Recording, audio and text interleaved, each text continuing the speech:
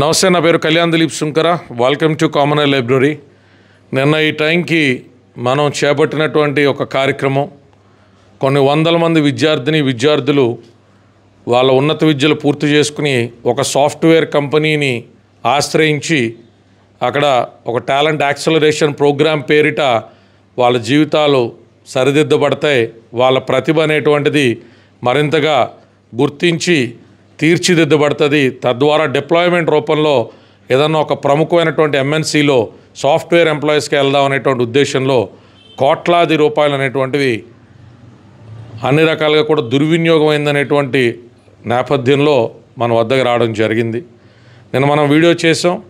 సుమారు ఒక 40,000 పైచీలకు వ్యూస్ డైరెక్ట్గా యూట్యూబ్లో రావడం కానీ, ఇన్స్టాగ్రామ్ తదితరమైనటువంటి మాధ్యమాల్లో కూడా షేర్ చేసినటువంటి వ్యక్తుల ద్వారా ప్రజలందరికీ చేరుకోవడం, తద్వారా ఒత్తిడి పెరగడంతో, అలాగే సహకరించినటువంటి ఇతర వ్యక్తుల ద్వారా కూడా ఆ కంపెనీకి సంబంధించినటువంటి యాజమాన్యం నిన్న రాత్రి నుంచే మన టీం సభ్యులకు అందుబాటులోకి రావడం, ఈరోజు మధ్యాహ్నానికి వారు మన ఆఫీస్కి చేరుకుని అందరి సమక్షంలో కూడా ఒక పూర్తి ఎష్యూరెన్స్ అనేటువంటిది వీరు ఆ కంపెనీకి కట్టినటువంటి డబ్బులు లోన్ల రూపంలో తీసుకున్నారు. ఆ లోన్లన్నీ కూడా వారే పూర్తి బాధ్యత వహించి భర్తీ చేస్తామని ఈ చక్కటి మెమోరాండం ఆఫ్ అండర్స్టాండింగ్ని స్టాంప్ పేపర్ మీద డ్యూలీ అటెస్టెడ్ అండ్ సైన్డ్తో పాటు చేయడం జరిగింది.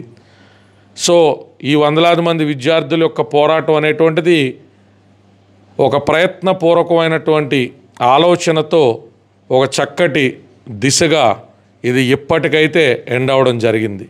వారు చెప్పినటువంటి విధంగా 2 నెలల కాలంలో ఈ కోట్లాది రూపాయలకు సంబంధించినటువంటి లోన్లు వాళ్ళు క్లియర్ చేయని ఎడల లీగల్గా ఎట్లాంటి కోర్స్ ఆఫ్ యాక్షన్ తీసుకుంటామో కూడా దీంట్లో సుస్పష్టంగా మెన్షన్ చేయడం జరిగింది. సో మీరందరూ హ్యాపీయేనా? సో మీ అందరికీ కావాల్సిన న్యాయం జరిగిందా? మళ్ళీ ఇంకోసారి మోసపోవడానికి సిద్ధంగా ఉన్నారా లేదా?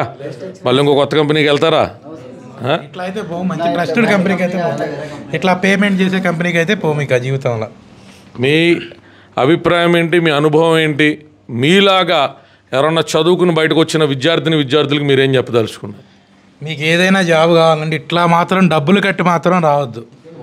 ఒక అసలు బ్యాక్ డోర్ జాబ్స్ అన్నా సరే, ట్రైనింగ్ ఇచ్చి మీకు ప్లేస్మెంట్ ఇప్పిస్తామని చెప్పిన ఏ విధమైన రూపాయి కట్టలేదట్టయితే ఏ విధమైన జాబ్కి అయితే మీరు వెళ్ళకండి. మేము లాస్ అయి ఉన్నాం కాబట్టి మీరు ఆలోచించుకోండి. ఇప్పుడు బీటెక్ అయిపోయిన వాళ్ళు కానీ నెక్స్ట్ వేరే ఎవరైతే వస్తారో నో ఎడ్యుకేషన్ పీపుల్స్ కానీ, సో కన్ఫర్మ్గా బ్యాక్ డోర్కి 3 లక్షలు కట్టండి జాబ్ ఇప్పిస్తాము, సో ఇంత కట్టండి జాబ్ ఇప్పిస్తా అంటే మాత్రం ఎవరు నమ్మకండి. ఎందుకంటే మేమందరం ఇక్కడ మోసపోయి అది ఇప్పుడే సాల్వ్ చేసుకున్నాము అంటే సార్ తరపున. ఇంకోటి మెయిన్ థింగ్ నేను చెప్పుకోవచ్చు యూత్కి ఏం చెప్తానంటే, కష్టపడండి, స్కిల్ ఉంటే కానీ మంచిగా డెవలప్ చేసుకోండి. అంతేపాటు కానీ ఇలాంటి బ్యాక్ డోర్ తీసుకోవడం కానీ, ట్యాప్ కానీ, టాలెంట్ యాక్సలరేషన్ ప్రోగ్రామ్ ఇలాంటివి చెప్తే మాత్రం కాల్లోనే అక్కడే మీకు ఇలా బండబూతులు తిట్టి మరి ఫోన్ కట్ చేయండి. ఓకేనా? ఇలా మాత్రం ముందుకు మాత్రం వస్తారు, స్టెప్ అయిద్దండి. ఈ విషయంగా 10 మందికి షేర్ చేయండి, తప్పలేదు. మీరు మాత్రం మోసపోకండి. సో ఇది మాత్రం చెప్పగలుగుతారు. కాబట్టి కొంతమంది ఏకంగా మొఖాలు చూపించడానికి కూడా పాపం ఇబ్బంది పడుతూ ఉన్నారు. వాళ్ళ తల్లిదండ్రులకు చెప్పుకోలేమని, వాళ్ళ చుట్టుపక్కలకు ఆల్రెడీ ఐటీ ఉద్యోగాలు చేస్తామని చెప్పేసుకున్నామని. కాకపోతే మోసపోవడానికి ఉన్నటువంటి చొరవ తెగింపుతో బయటకు వచ్చి దాన్ని జయించినప్పుడు చెప్పడానికి కూడా కావాలా.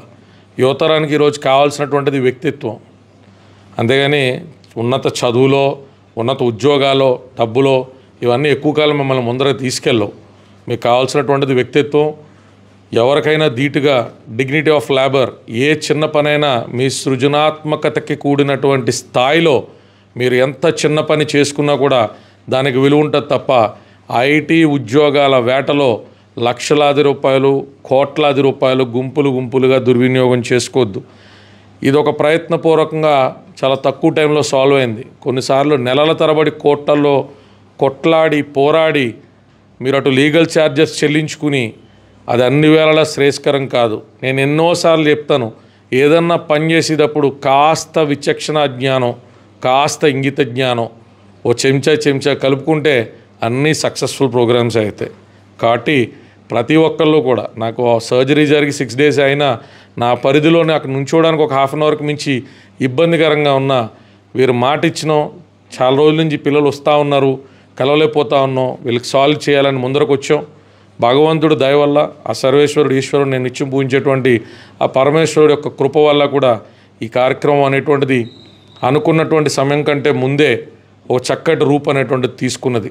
రానున్న రోజుల్లో మళ్ళీ ఇలా కోర్టు మెట్లు ఎక్కేటువంటి అవసరం లేకుండా, ఏ లోన్లలో కూడా వీళ్ళని ఇబ్బంది పెట్టకుండా ప్రాబ్లమ్స్ సాల్వ్ అవ్వాలని మనస్ఫూర్తి కోరుకుంటూ, ఒక లాజికల్ కంక్లూజన్ మరొకసారి మన కామనల్ లైబ్రరీలో ఓ ప్రజా సమస్య మీద రావడానికి సహకరించినటువంటి మీ అందరికీ కూడా పేరు పేరున ధన్యవాదాలు తెలియజేసుకుంటున్నాను. జై భీమ్, జై భారత్.